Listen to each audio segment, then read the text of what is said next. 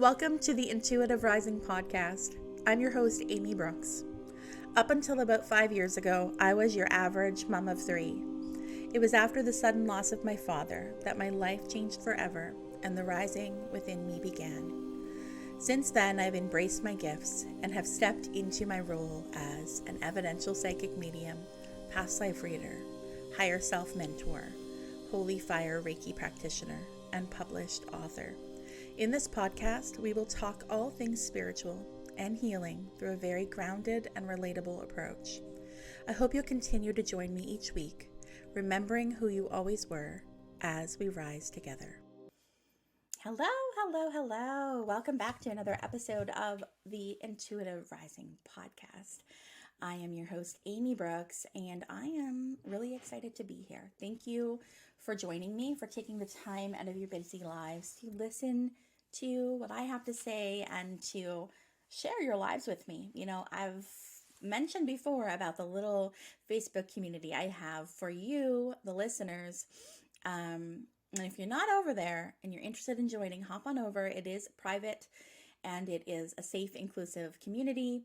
You don't have to participate. You can simply just listen and, observe other people's questions. The thing about being on the spiritual path is that we often feel so alone, or that what we're experiencing is not normal, quote unquote, or like nobody else experiences it and we often don't feel safe talking about it. But the thing that happens, and I can tell you this from absolute experience, when I put myself out on a limb 4.5 years ago and declared myself a medium to the world. I didn't do that like gradually. I just did that. Like my friends and family essentially discovered that along with the public. From that place, I can tell you that once I began to talk about those things, once I began to share my experiences, other people would come out of the woodwork to say, like I've had experiences like that too, but I was always questioning my sanity, or I wasn't sure, if I was just making it up, or, I'm working through conditioning of like different mindsets or religious backgrounds. And so I was kind of fearful of it. Regardless of what your experience is I'm sure that many of you can agree who are listening. When and if you do begin to share those little things like, hey, I had a dream last night about such and such in spirit. Do you ever experience that too? Like the more that we talk about those things, the more that you will realize that a lot of this are universal experiences. A lot of people, many people, have experienced a visitation or have experienced something happening, and it's just kind of like, well, that's weird, right? Like that's one of those like weird ghost stories or what have you. Not really taking it further or expanding on it and thinking, oh, I think that means something. I think there's here something for me to explore, and I honestly believe that, although I think that these things are universal, although I think that we all have psychic abilities, although I think that we all have the ability to connect to spirit, I don't believe we all will. Right? It's not in everybody's path in this lifetime to do so. But those of you that are here, those of you that listen and follow around, it is in your path. That's why you're interested in it. Think about like a sport, say like baseball. Never been interested in baseball in my life. Probably because it's not something that is really a part of this path. It doesn't mean that I couldn't pick it up if I wanted to, but the things that we gravitate towards and the things that we do end up picking up more often than not are because they continually show up in our life in some way, I meant to say. So pay attention to those things. So if you're listening, there's a reason that you're listening. If you're really interested in spirituality, in mediumship, in tarot, in psychic abilities, in astrology, there is a reason you are. And those people that are not interested in those things, likely not going to go down in this path in this lifetime. And that's okay. Maybe the next. Maybe in a past life, one of my many past lives, maybe I was not doing this work. I'm sure there was like at least a couple where I wasn't, but I will tell you that I have had a past life reading done on myself before, and I've like done past life regressions, and guided meditation, past life meditations, and definitely have picked up on many, many, many, many, many lives in which I have done this work or been a healer in some capacity. So, but I'm sure there's one way back when I did not. So yeah, I'm here today to kind of share some really interesting to me kind of things that have been happening lately. I quickly want to share that I have a new offering out. It is called an inner child healing session. This did come by request, so I was asked by multiple past clients if I would offer this, and I decided that yes, I would. It was aligned with me, and so I've done a couple of these sessions already, and they've been pretty mind-blowing. So if you are on that path and wanting to connect and heal and hear from your inner child, please check out my website at theintuitiverising.com. Please remember, the only way to book with me and the only way to pay a service with me is through my website. There are always scammers out there, so do not fall for anybody DMing you, private messaging you, or sending you like a PayPal or a Stripe app. I don't use either. So the only way you can book with me is on my website. All right, so now we got that out of the way. Let's talk about some neat signs and synchronicities as of lately, maybe a little bit of story time. The energy as of late has been intense. Am I right? Intense.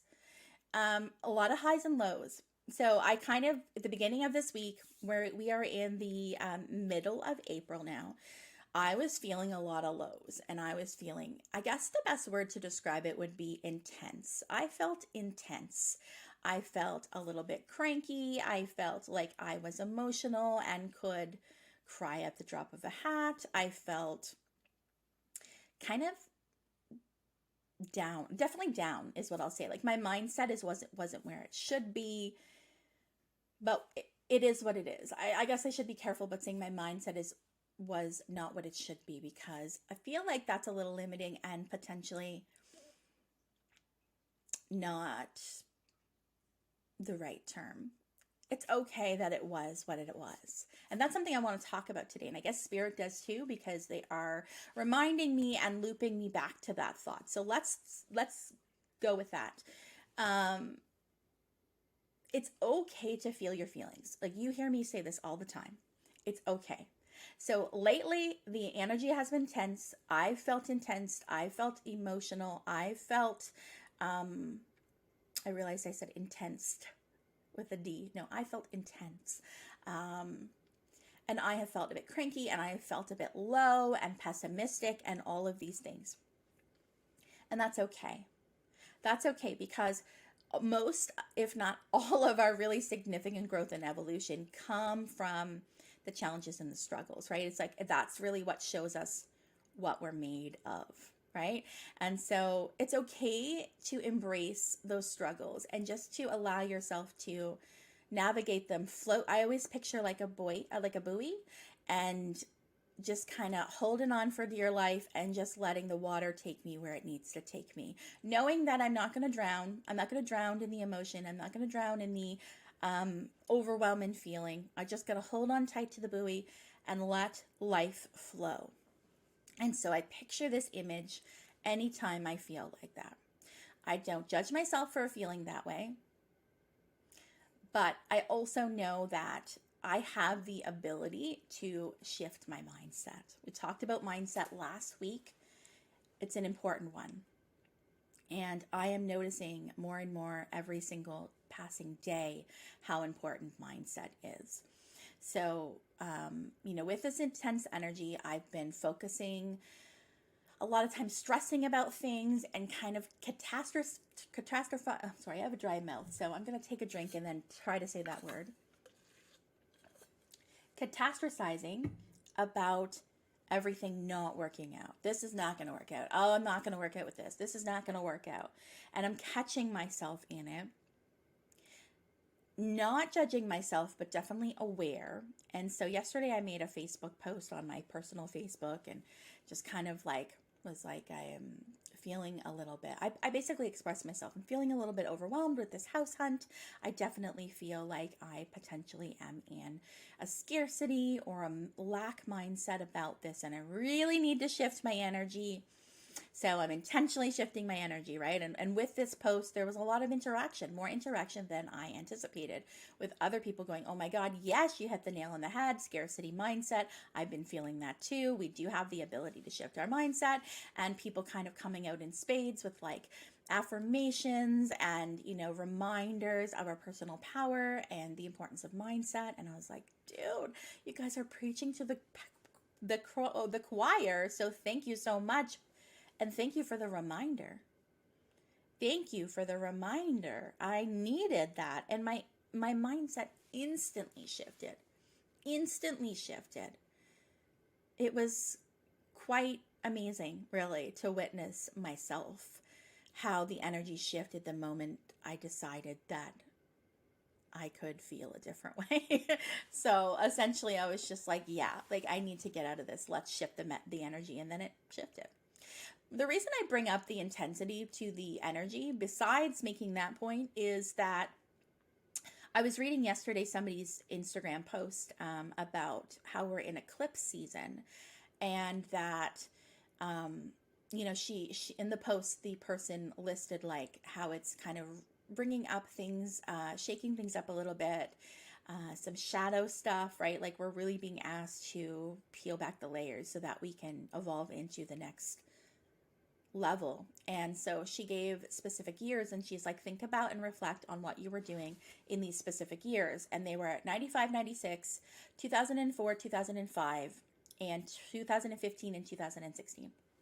And so I was like, okay, 95, nothing really significant, but 96 was the year that I met my first serious boyfriend. I did talk about that relationship and briefly about the dynamics of it in episode 2, in the one that's called My Story and How I Got Here.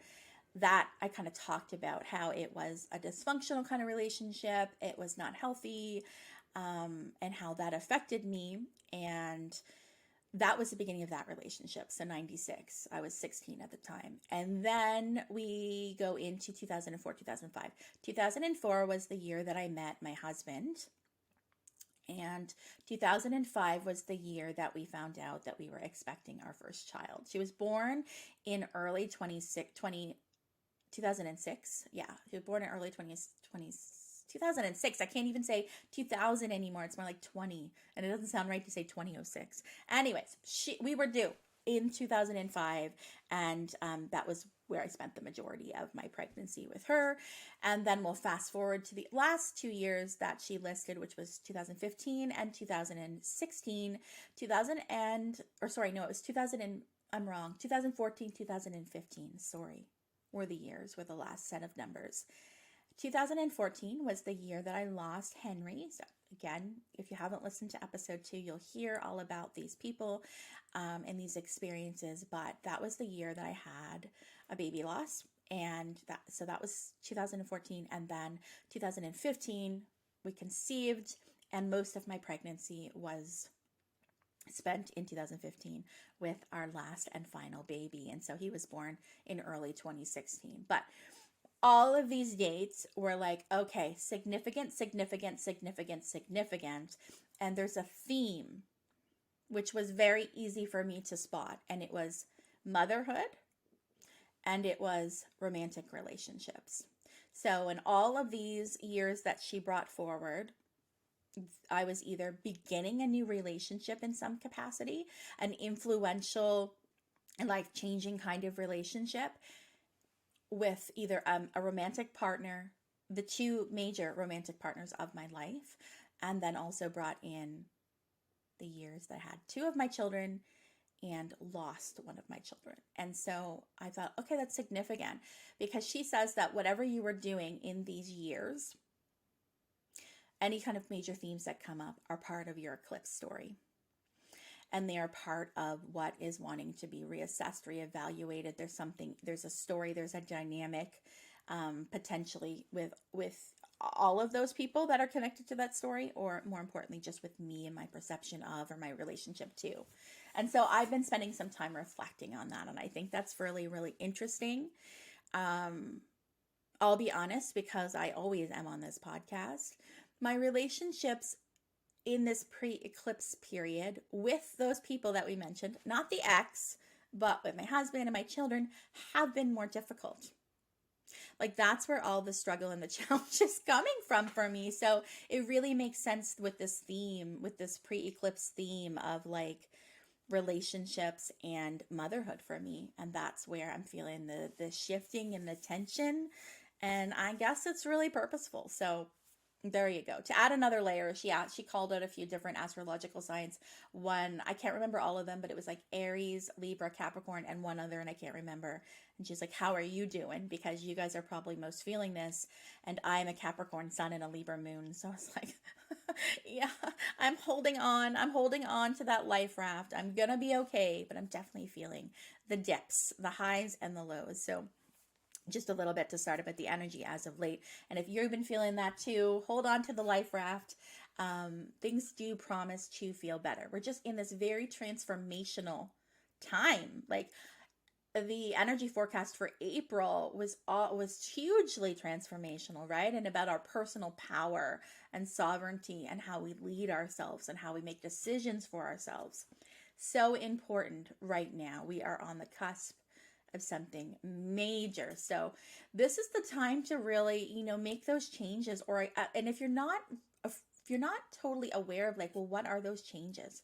What do I need to do? What do you feel shifting in your life right now? Where are the struggles? Where are the challenges? Are they in your relationships like with me?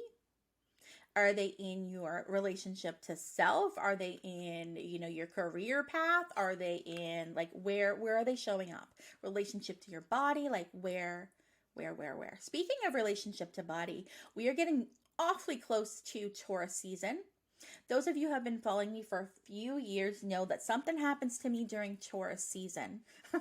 So the only Taurus I have in my whole astrological birth chart is in Chiron. I have Chiron and Taurus in the 9th house, and Chiron is your wounded healer.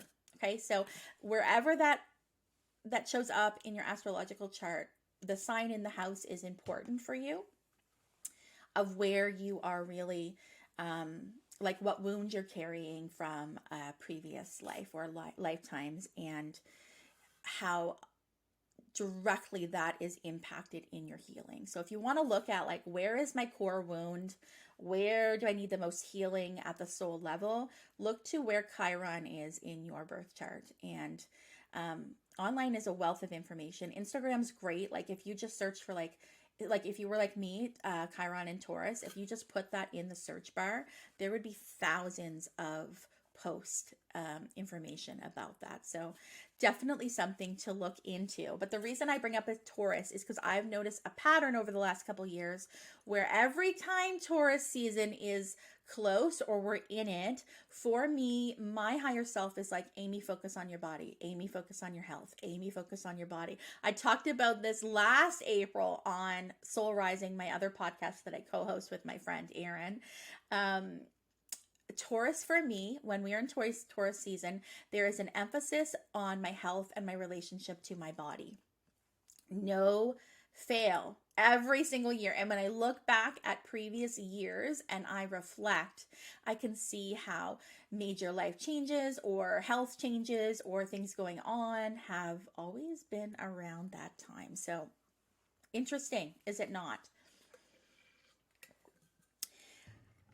It's funny because I kind of had a plan for this podcast, but I feel like Spirit is really taking the reins, and it's like, and I literally saw that, like when somebody's is a horse drawn wagon and the guy in the front with the top hat does this little thing with get the horse moving, right? Like that's what I'm seeing, and I feel like Spirit's like, okay, let me take over. I'm leading you with every single thing that you say. So I'm just gonna go, okay, Spirit, holding on to the life raft, take us where you need us to go. Speaking of Taurus season, this brings me to another thought and another story. So those of you who are not familiar with Emily and Her Stars, go give her a follow on social media, on Instagram, Emily and Her Stars. And I think her website is also emilyandherstars.com. I will put, if that's not, I know it's Emily and Her Stars, but I can't remember if it's a com or an org or what it is. So I will make sure to put the correct link in my show notes so you can go check her out. She's a friend of mine. I've had her on the other podcast, Soul Rising, about a year ago, where we talked about evolutionary astrology. She's a fellow medium, as well as a astrologer and an Akashic Records reader. We will have to have her on this podcast at some point soon. But I had a reading with her last week, and I want to tell you all about it. But I want to start how I met Emily and kind of how the stars have aligned for us to connect and be friends. I met her, I think she was kind of on my radar, like we had mutual people following us and things like that. And she shares like really funny memes all the time. And like friends of mine on Instagram would share ones that came from her. So I definitely was aware of her and I started to follow her. And then I bought this book. And the awareness of this book dropped in. This is just how wild the synchronicities are, okay? The awareness of this book and this topic even came to me in a online Reiki, Holy Fire Reiki healing experience with Kate Flick. I've talked about Kate multiple times. Kate was on my podcast a few weeks ago talking about Reiki. I was attuned by, or I received the placements of level 1 and level 2 of Holy Fire Reiki with Kate. So Kate is my Reiki master. And this fall, I'm planning to do my Reiki master training with her so that I can begin to teach it myself. So stay tuned, because in the next year, I will be offering Reiki courses myself so that you can be attuned as well. And so I had this book come in my awareness, okay, in a Reiki session. And it's called Bringers of the Dawn. Okay, so I literally heard Bringers of the Dawn, and I was like, I don't even know what this is, but I was journaling after the experience. I'm like, okay, and it was to do with Lemuria and Pleiadian energy. Now, stay with me in case you're like, oh God, she's going down the starseed rabbit hole. That might be a little bit too woo-woo for some of us, but I know you're all curious and open-minded, so I'm going to go there. Yeah, everybody feels differently about star seeds. For me, it's a topic of curiosity for sure. I don't know how I feel or what I don't know. I'm still kind of exploring star seeds. But what I will tell you is I have been immensely drawn to the idea of Lemuria and to the Pleiadians. Now, Pleiades is a star system. You might recognize it. It is the logo for Subaru. So it's like stars. It's like a constellation. It's been called the Seven Sisters before. That's Pleiades. Okay. The Pleiadians are said to be star beings. Their origins are from Pleiades. And so I had this information come in a Reiki session for myself. I channeled it. And I was like, okay, Bringers of the Dawn, Pleiades. I saw all this blue light energy, and I was like, I'm getting, oh my goodness, my whole body as I'm speaking just went buzz, like vibrating. Okay, Pleiadians, they're like, do not deny our existence, woman, because you are one of us. That's how I feel about them. That's how I feel what they're saying to me. So anyways, I get this information. I'm like, okay. I talk to Kate, and Kate's like, Amy, I don't know if you know this, but I channel Pleiadian information. Like when I go into the Akashic Records, I channel information from them. Like they are the gatekeepers. And I'm like, pardon? Like I didn't even know. How random that comes into me in a session that she's hosting, and she didn't even say anything about it. I'm like, okay. So then I talked to somebody else who was in that Reiki healing experience as well. And she's like, I'm really drawn to that too. That's so interesting. Plot twist, that person that I'm talking about took level 1 and level 2 with me in Kate Flick's first Reiki group. Like we were her first students. So I think that's really cool and needed to be noted. But so I had this conversation with these two people. I'm like, interesting, cool. So I went online, I ordered the book Bringers of the Dawn, and I gorged on it. Like I just ferociously read it. I will link it in the show notes. I'll make notes so I don't forget. Bringers of the Dawn. And I also need to make a note to link Emily. Yeah, so I'm reading this, and essentially, I can't remember everything, but in the beginning, there's like a foreword part, and I'm reading it, and the author is stating how the Pleiadians were even introduced to her, how that all came about, where this comes from. And she tells this story about being, I can't remember where she was, somewhere in Europe, overseas, and had this kind of divine experience in which she was channeling, the Pleiadians, and the Pleiadians introduced themselves to her. And she made note of the date. And the date, oh my goodness, it's 1:11. It's 1:11 p.m. I'm sorry. I'm very excitable. Can you feel it? I'm making note of that because I'm talking about the Pleiadians. My whole body's vibrating, and now they're giving me angel numbers. Um,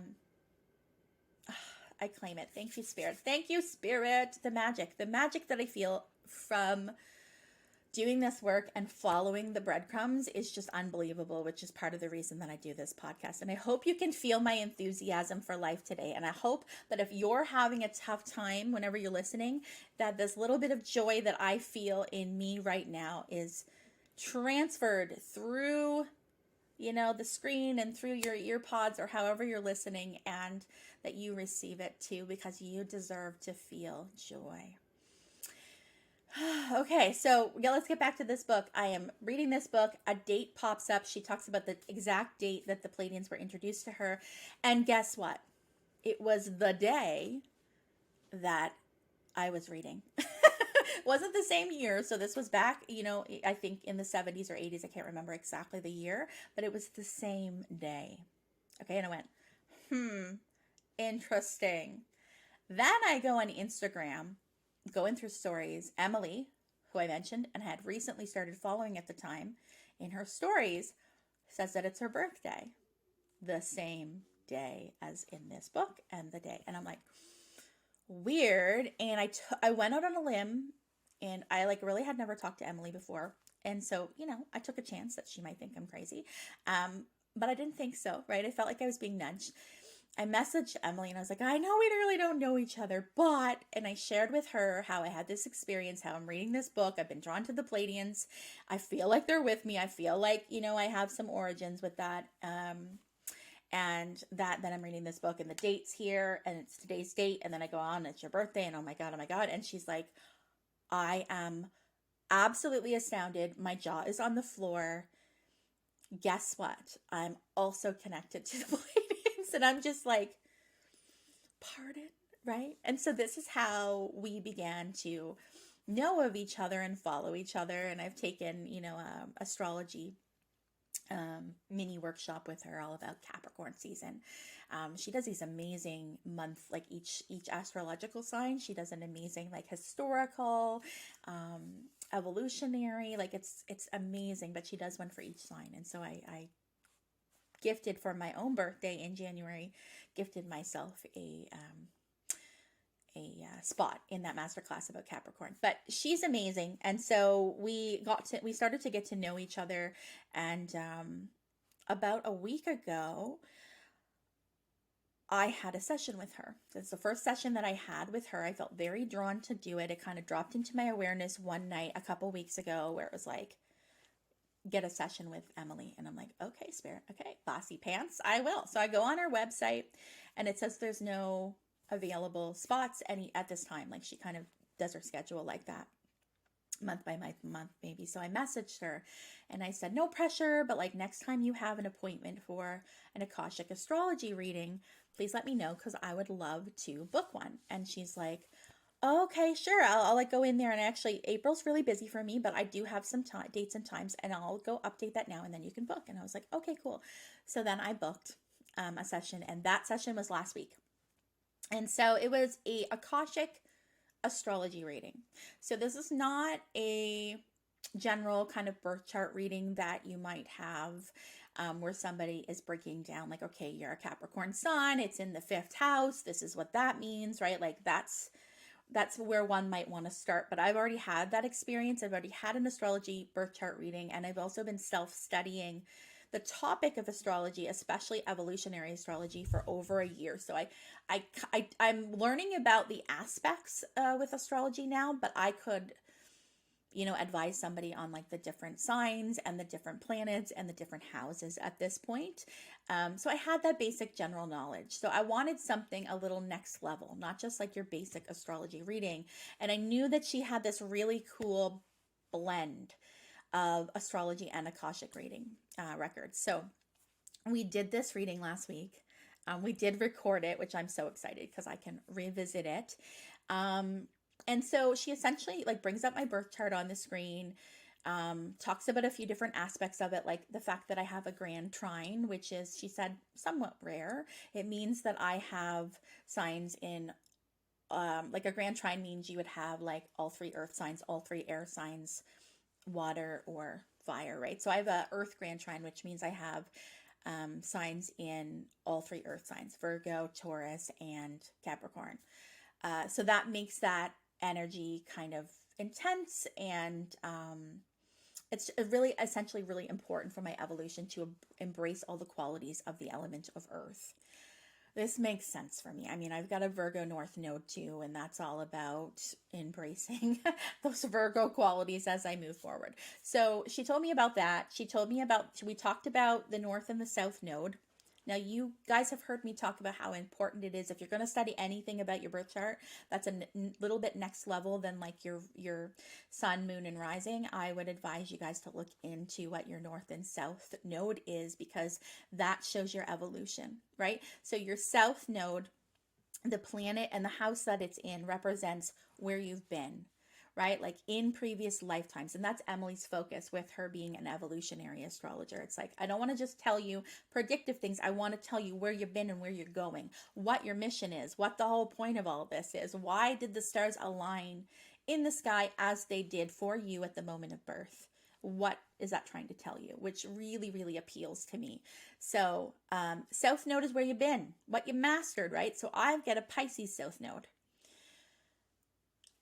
Coming from that watery energy of like ethereal, like dreamy, tapping into the inner world, tapping into spirit, tapping into meditation, tapping into all of those things that I now do in this lifetime are things that I've mastered before, which is maybe why I stepped into this work.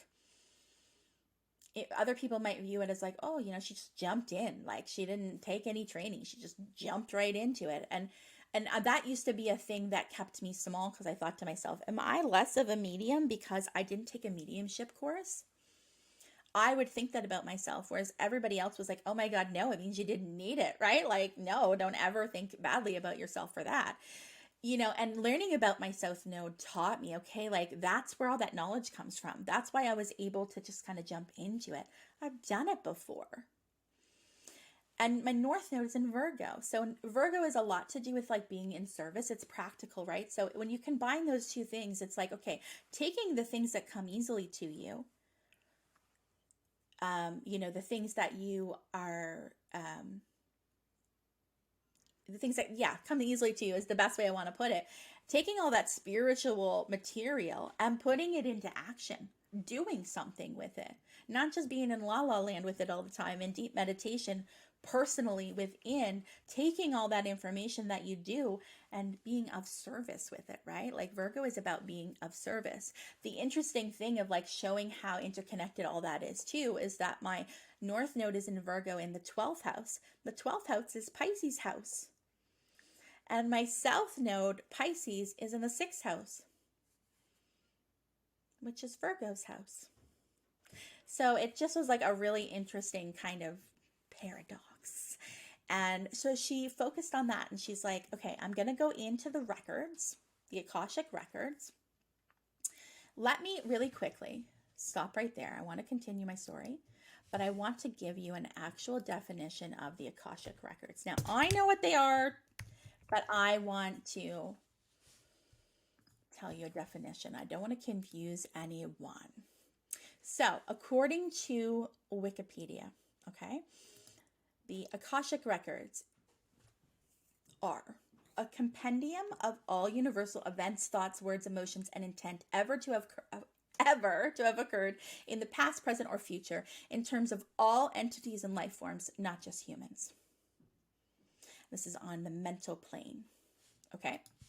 I'm glad I looked it up. I'm glad that I said those things. So if you can think about that, a compendium, it's like a library of sorts on the mental plane of all incarnations, whether they were human or not. All events, all everything is in this record, this library, this hall. I like to think of it as a big, long, like never ending, huge, like with like almost like a old university like library. It just goes on and on and on and on and on forever. That's what the Akashic Records is. And so she opened my records and she brought through who was here to communicate, to access the records, who was bringing this information forward. And she kind of was like, I saw her eyes on the recording because she brought in Archangel Gabriel and she brought in 3 light beings. And she was almost like, oh my God, of course, of course, right? And these 3 life beings were, one was, let me get my notes out here. So she said, I see 3 light beings in 3 different colors. One is pinkish reddish. One is white, like kind of a goldeny white with some green in it. And one is very pale blue. And afterwards, I asked her, okay, like, because you can ask questions in the Akashic Records too. So afterwards, I said, okay, like, do you know where these star beings are coming from? Like, what are their origins? And so she went back and asked them. The pinky red one said from Orion, and more specifically, Mintaka. So I don't think we've talked about the Minnetakans before, but if you are a fan of Rebecca Campbell, specifically her Work Your Light deck, I think, has a lot of stuff about Mintakans. So we had them come through.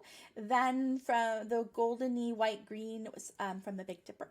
And then the pale blue, the Pleiadians. The 7 sisters is what they said. So I'm just like, okay.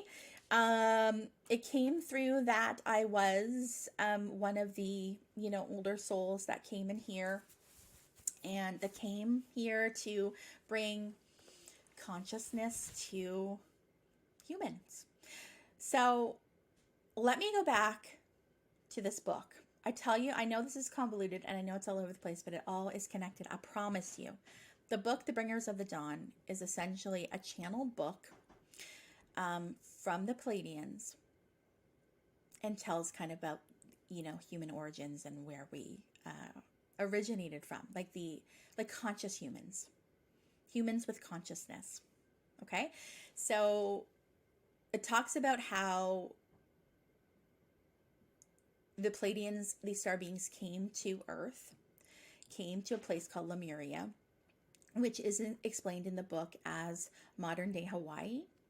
And that Hawaii at one point was much larger, like a continent, like a big landmass, and that most of it has sunk.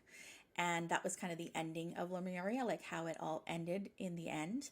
And the Hawaii is now, the landmass of Hawaii are those peaks of Lemuria, the mountaintops that once were. And so that's really cool. So, essentially the Pleiadians came to Lemuria, modern day Hawaii, to create a conscious human. So in this book, they state that there was humans, before, and that they would have been these prehistoric kind of, more caveman, Neolithic type human, a human without consciousness. So if you can think about that, a human without consciousness would essentially be like an animal, right? Like acting on instincts, without the thoughts and the mind and all that kind of stuff. So no conscious thoughts. And so the Pleiadians and the people, the humans, these Neolithic people, created a new type of human. And that was their mission. That was what the Pleiadians set out to do. They created humans with consciousness. And so this went on for, a very, very, very, very long time. And it was very much like heaven on earth, like everything was beautiful. It was a beautiful cultural experience. Much like people say Atlantis was before, it became a bit of a power trip.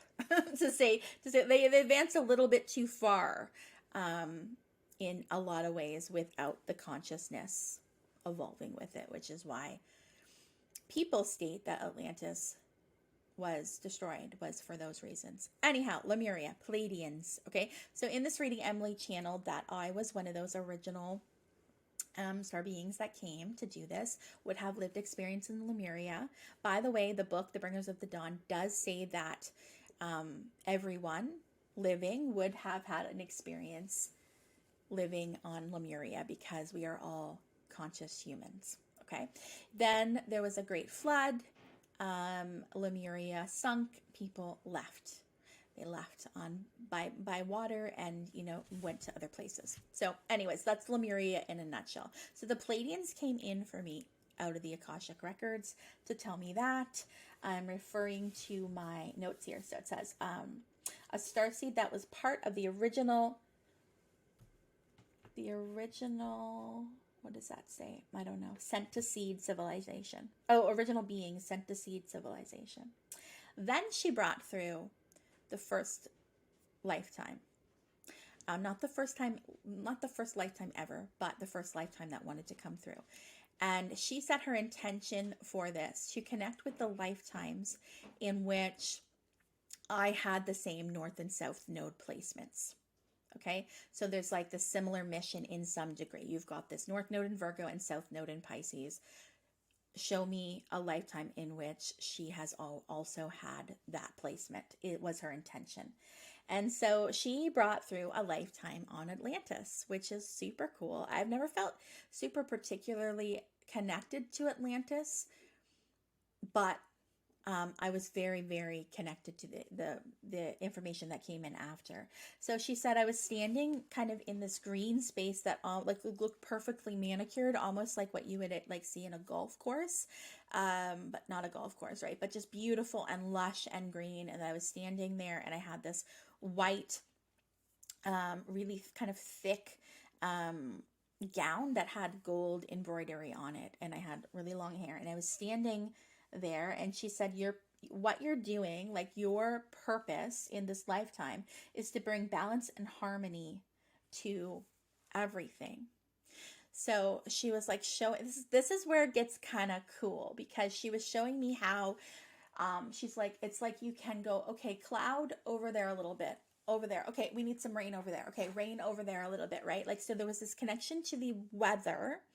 And it was more about having this ability to perceive, like, okay, this is what this thing needs, this is what this person needs, this is what this needs, and like knowing what that is. And without that role,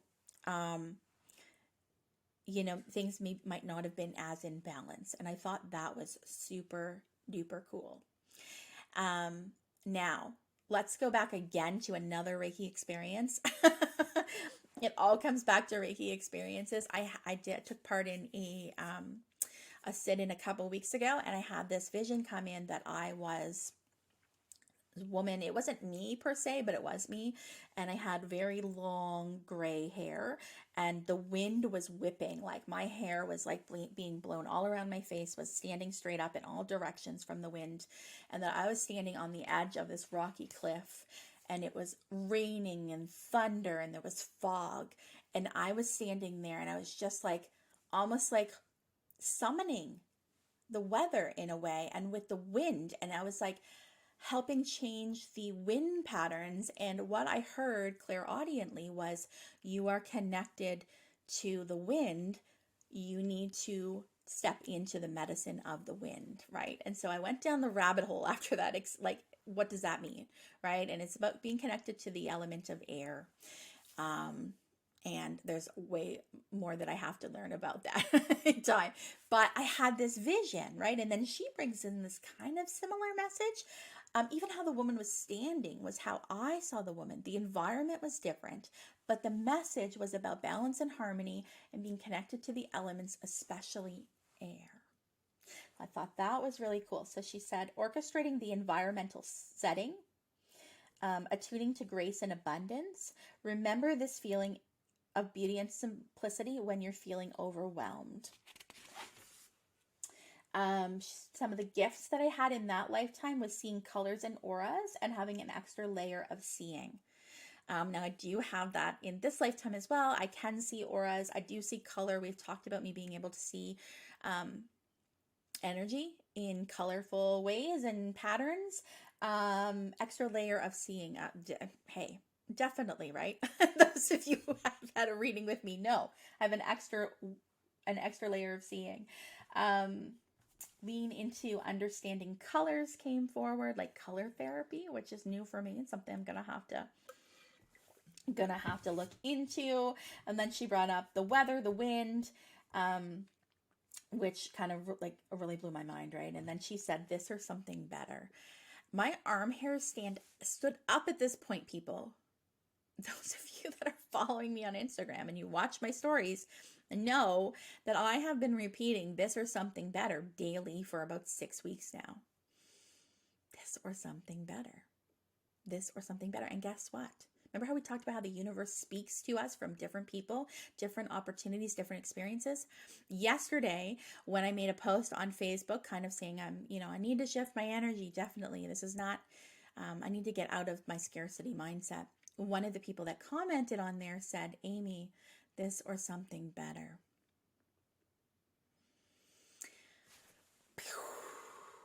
If you're listening and not watching, I just did the like mind blown, the mind blown hand symbol. Okay, so then the next lifetime she connected with was a medicine man. Love this. He brought through this feeling of knowledge is power. He brought through a feeling of, there's a connection to like bones, which is really cool, and like runes and stones.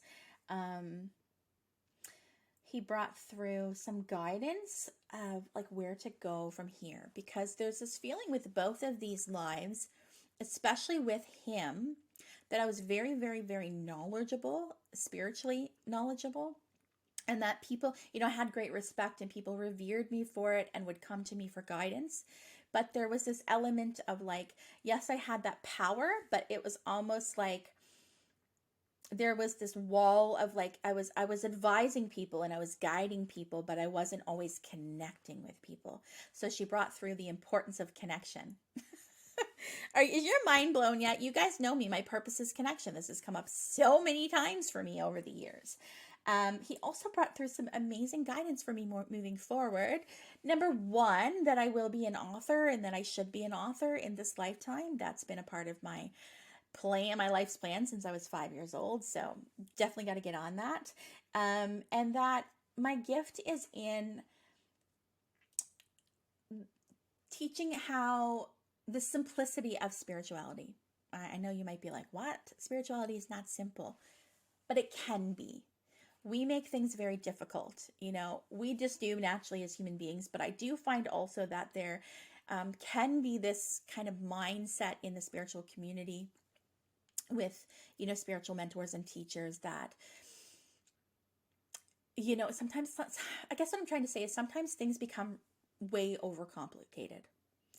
And we almost become addicted to things being overcomplicated, right? Like if somebody says to me, how do I do this? And I just say this, they're like, okay, but that's it. Like, tell me more. How do I do it? And I'm like, but that's how you do it. There is nothing more than that, right? But it's like we have become addicted to like, okay, but like more and more and more and every single step. And I'm like, that is the first and the only step, right? And so he kind of brought that up and he brought through, do not be dismissive of the simplicity of the ancients. You can teach intuitive development. You can teach others that they don't need divination tools. This is your magic. This is what you can teach. This is what you can mentor. Whew. Like you guys, especially you guys that are Soul Rising viewers will know that Erin and I have the same view on this. And we've talked about it quite a few times. Like we can get addicted in the spiritual world to divination tools, and they are wonderful and they are great. And I'm never going to poo-poo on the tarot oracle, never going to poo-poo on the crystals. They're all wonderful and fabulous, but you don't need them to be intuitive. There, I said it, and I'm not sorry. You don't need them. They're lovely to have. They're certainly healing. They certainly they're tools. They're tools to use, but make sure that you know that you don't need the tool. You have that access. So I thought that was really cool and something to work with and something that I'm going to be pondering in time. And then brought up this kind of bone medicine. And then I said, like, well, why are bones so important? Can you tell me a little bit more? And she brought through some like really cool imagery of like, if you think about a bone and that the bone is, it's a solid, it has a history, right? Like it carries everything that's ever been, right? If you think even about your own bones are connected, they would have traces of like every ancestor that you've ever had, right? Like bone knowledge, right? Bone wisdom. Crazy when you think about it.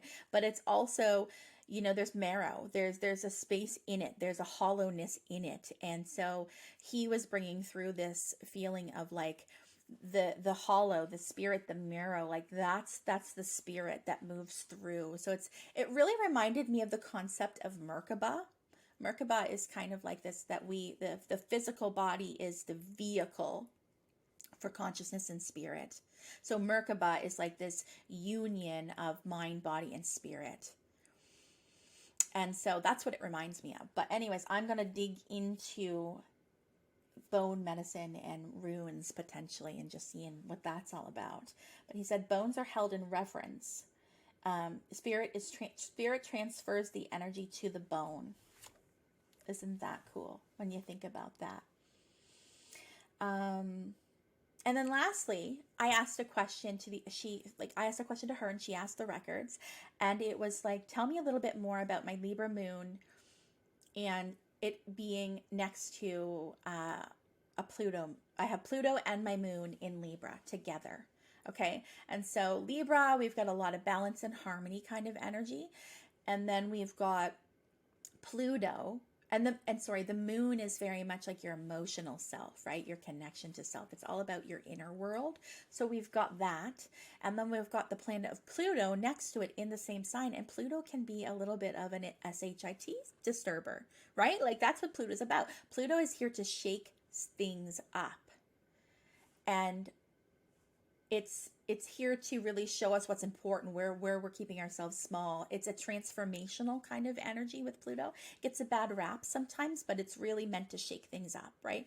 Where are you missing something? Where are you holding yourself back? Where are you self-sabotaging? Where are you limiting yourself? Look to what sign your Pluto is in.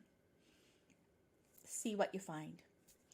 So I said, why do I have these two together? Right? You would think they might not work together. And what came through was that it is to highlight the awareness of relationships for me, so that there can be some challenges in relationships. And like my Libra moon wants peace, it wants harmony, it thrives on that, it feels safe on peace and harmony in relationships. But there's also this part of me that needs things to be shaken up a little bit to really show me what matters. It can't all be sunshines and roses all the time. And so that's what came through in this Akashic Records reader. It's to show you that it can't be all good. Sometimes there's got to be something to shake it up. That those struggles, those challenges are what makes you then appreciate what you have. So if it was like gravy 24/7, where's the growth in that? And most of my growth is coming from our relationships, and I definitely knew this. And then if you kind of come full circle in this episode, if you think about the beginning when I talked about how this eclipse season and the themes for me have been around romantic relationships and motherhood specifically, that seems very Plutonian to me, does it not? And it so reminds me of this sticky note that I had kept on my wall for years until we just repainted. So now it's tucked safely into a notebook, but had this sticky note, and it has a quote on it that my grandfather wrote in a card that he gave me on my high school graduation. And my grandfather, he was like an idol to me. I loved him so very much.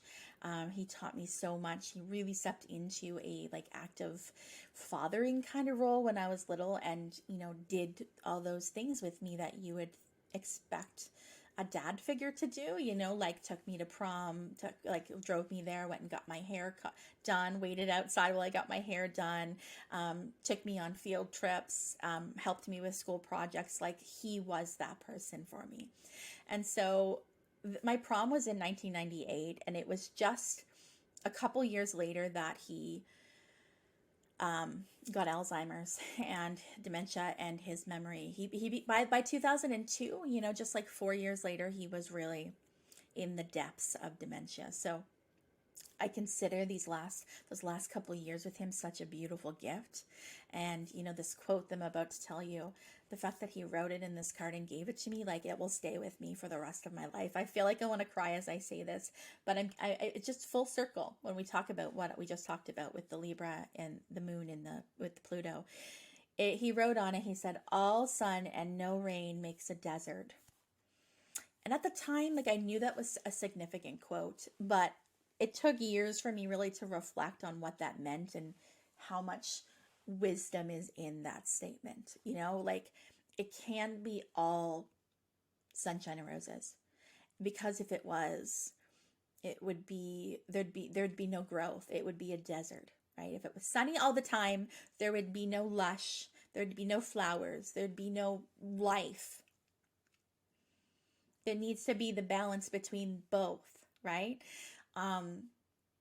And so that seems so telling, that he said that to me. I think that was one of his major life lessons. I don't want to get too personal about his life, but he experienced a lot of challenges, and then there was some depression and things like that with him that I never really knew about, but at the time. And I feel like that's so insightful for him to say that. It obviously was purposeful. He obviously chose that quote to share with me for a reason, and it very likely was because it was a lesson that he learned as well. It can't be all good times. There's no growth in that. There's got to be some, part of my French, shitty times too, right? Like, there just has to be. And so that's what I was thinking about when Emily brought through this message of why I've got the Libra moon and Pluto together and what the lesson with that is. So, whoo, it was amazing. It really, really was. If you guys have not experienced something like that and you would like to, definitely recommend Emily. And like I said, I will link her website. Keep in mind, it's not like a general astrology reading. She'll pick things out of the reading as focus and ask about that in the records. But yeah, isn't that crazy? And isn't it crazy that the Palladians came in for me and that they connected to Emily in the first place and connected to me to Kate? Speaking of Kate, I was thinking the other day how there's been so many transformations in my life and major aha moments, and they're all somehow connected to Reiki. Now, in Kate's episode, she taught us that there's different lineages of Reiki. Usui, and then there's Holy Fire, and that she is attuned with Holy Fire, and she explained what that means, and that's what I took. So I have level 1 and 2 Reiki, Holy Fire Reiki.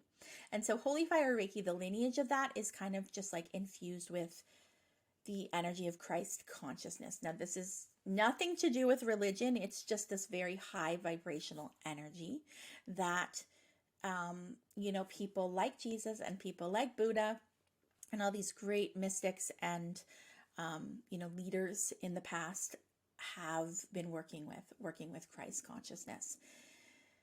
And there's been this connection for me with breath work that wants to come in, and how that's come in as, downloads about how if I view my lungs and breathing as angel wings, then I'll begin to understand how this is my connection to the divine, that our lungs, it's like it's representing the spirit, right? It's a way to visualize. I'm a very visual person, so spirit always gives me visuals. So it's like, okay, you want to know where your spirit is? Like, your spirit's all through you, but if you can picture your lungs as angel wings, and every time you want to connect to your higher self, to your angels, to your loved ones in spirit, you got to breathe, girl. You got to remember to breathe. Picture those lungs like angel wings. Like That strikes me as so significant, and I think about it all the time. And then Kate is a breath. I didn't even know she is certified in breath work. I found this out when I interviewed her on the podcast, working with Christ consciousness. And then I shared with you guys how I had some Reiki healing sessions done distantly from a lovely listener in Scotland who was just attuned with Reiki level 1 and 2. And that even there, this message about working with the angels and working with Christ consciousness came through. So can you see how the universe speaks, or can you not? It's just insane to me. It's insane. It is insane. One last thing before I go. I know this is a long one. It's kind of connected as well. So this book, if you're on YouTube, you can see it. It's called The Gene Keys, Embracing Your Higher Purpose. It is by Richard Rudd. Gene Keys, I won't give a full description. I could do a whole podcast on the Gene Keys, but they're kind of like next level human design. Okay, so the gates in human design are called Gene Keys in this system, in this knowledge. And so you can go to genekeys.com to bring up your own free chart if you would like. And Gene is spelled Gene. And you can read all about your Gene Keys, and you can very easily go, like I said, just search in Instagram if you wanted to search for 42 Gene Key, and something will come up and it'll tell you what it is, okay? But I have multiple books. If you're on YouTube, you can see I've got 5 Gene Key books here, because that's how I jam, and that's, what I do. I go down the rabbit hole.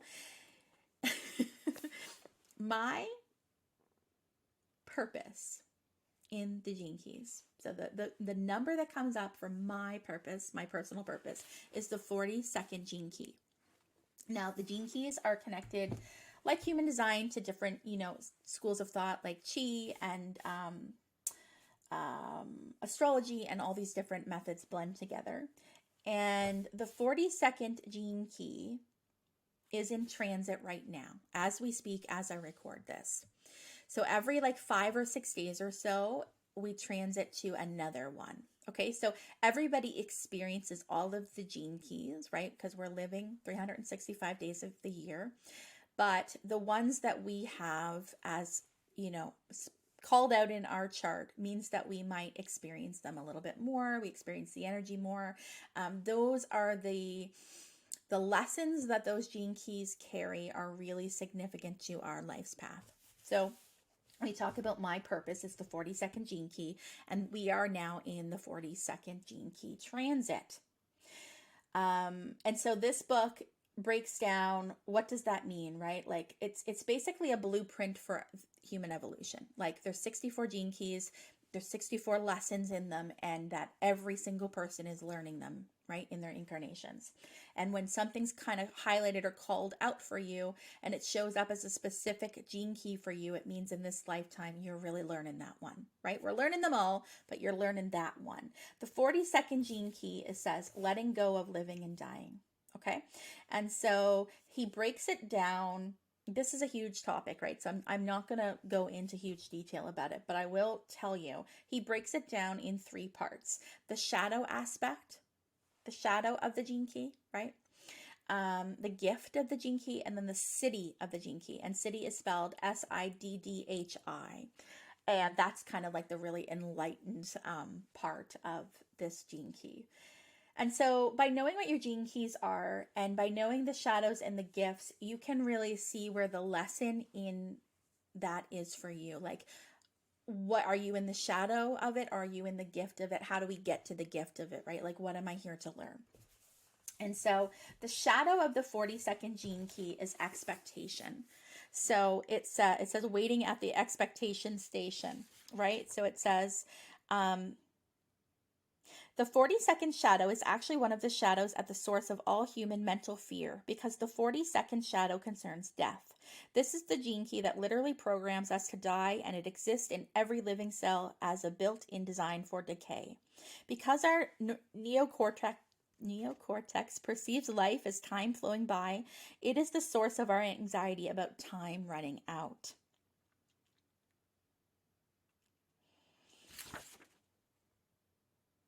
I'm just going to read the things that I have highlighted here. Whenever you feel circumstances are moving out of your control, you can immediately see how attached you are or how detached you are.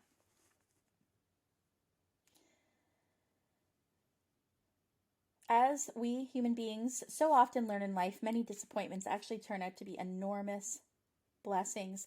The moment you think in terms of success and failure, you have already failed because you have become embroiled in expectation. Your expectation takes you out of the present moment so effectively that you lose your place in the greater flow of the cosmos.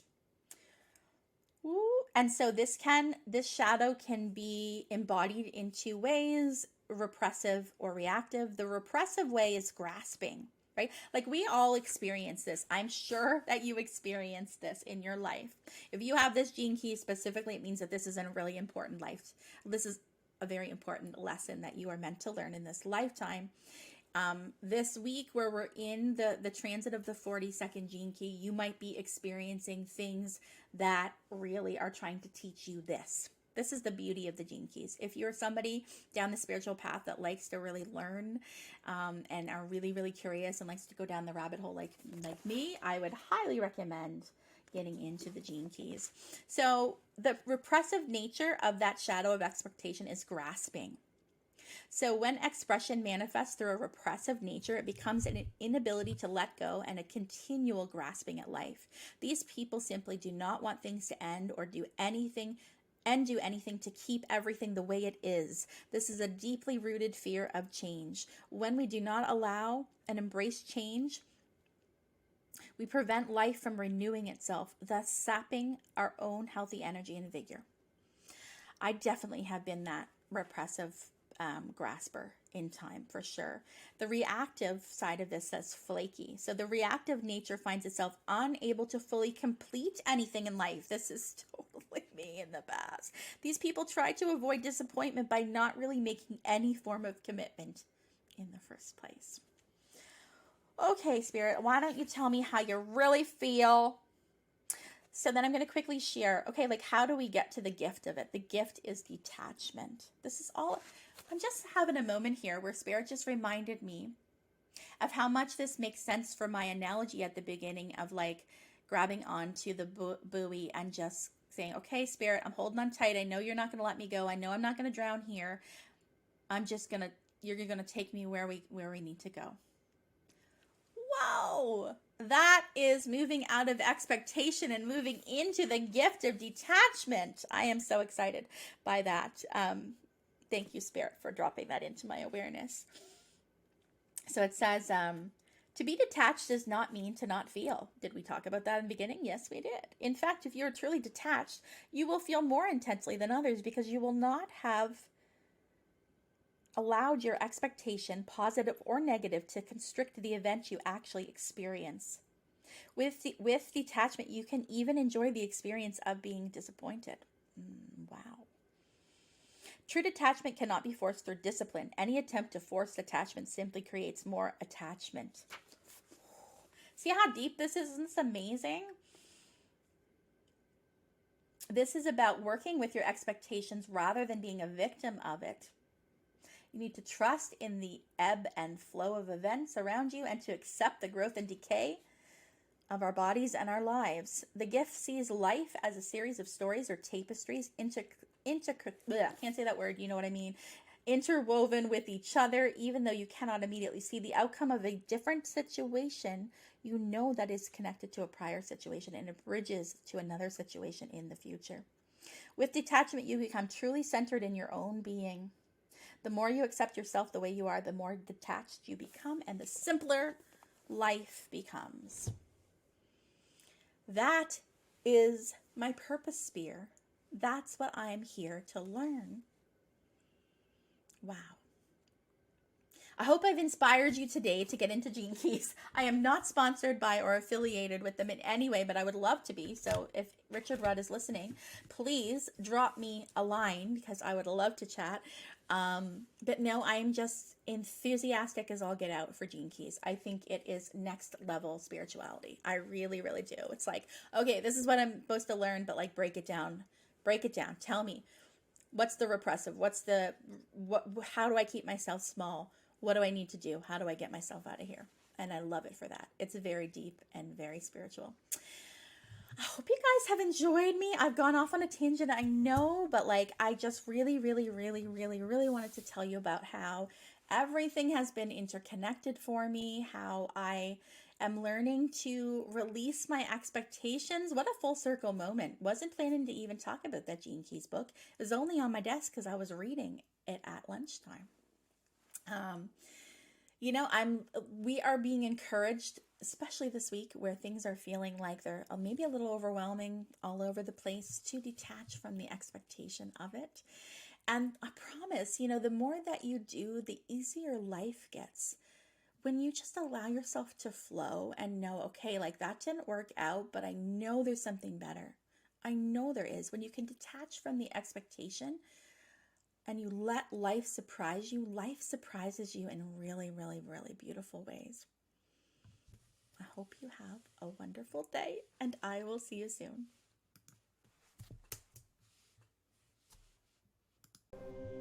Thank you for joining me for another episode of the Intuitive Rising podcast. If you would like to continue the chats and join a group of like-minded souls on their own spiritual journey, please request to join the Intuitive Rising community over on Facebook. All are welcome. If you enjoy this podcast, please consider giving it a 5-star rating. If you'd like to connect with me directly, please visit my website at theintuitiverising.com.